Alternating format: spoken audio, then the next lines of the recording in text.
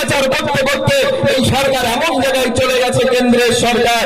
আজকে আমরা চাই কেন্দ্রের সরকারের ওই চেয়ারটাকে ছিনিয়ে নিয়ে আমরা ওই নরেন্দ্র মোদীকে, এই ভারতের যে মানুষের অত্যাচার করছে এই অত্যাচারী শাসককে আমরা ওখান থেকে সরিয়ে দূরে ছুড়ে ফেলে দেব।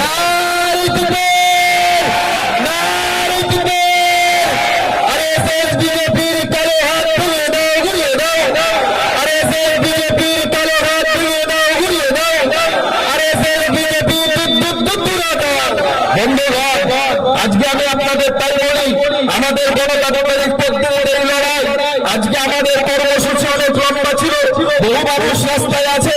আমি মনে করি যারা পিছনে দাঁড়িয়ে আছেন, ছায়ায় দাঁড়িয়ে আছেন, এই আগ্রসক্ত দেখাবেন না। এই যুবকদের মতো বাঘের মতো সিংহের মতো যারা এই রক্তের মধ্যেও বসে ইমানি মজবুত নিয়ে লড়াই করছে, মুসলমান জাতি কখনো পেছায় না। এরা কাপড়ের কাপড় দিয়ে নেমে যেতে রাজি আছে।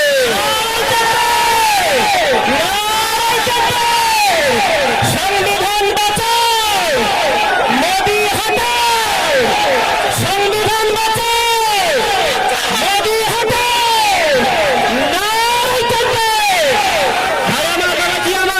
আপনাদের কাছে করজোড়ে অনুরোধ, যারা রোজা রাখে ইফতার করার সময় পানি প্রতিদিন কল টেনে পাওয়া যায়, বিভিন্ন জায়গায় দেয়, কিন্তু ইফতারের সময় সেই পানির মানটা বেড়ে যায় না, যায় না। রোজাদারের কাছে জিজ্ঞাসা করবেন পানির কত দাম। এখন যদি ওই ছায়া গ্রহণ করেন, আরশের ছায়ার মর্যাদা বুঝবেন কি করে? এই রোগটা একটু সহ্য করেন, আরশের ছায়ার মর্যাদা বুঝে নেবেন ইনশাআল্লাহ। চলে আসেন, নারায়ে তাকবীর। আমি আমাদের বিধায়ক সাহেবকে আমি বলবো, তিনি আপনাদের কাছে এই আন্দোলনের সমর্থন নিয়ে আরাফের সঙ্গে আমাদের সঙ্গে থেকে কিভাবে লড়াই করবে তার থেকে আমরা দুটো কথা শোনার, তাকে বলার অনুরোধ করব।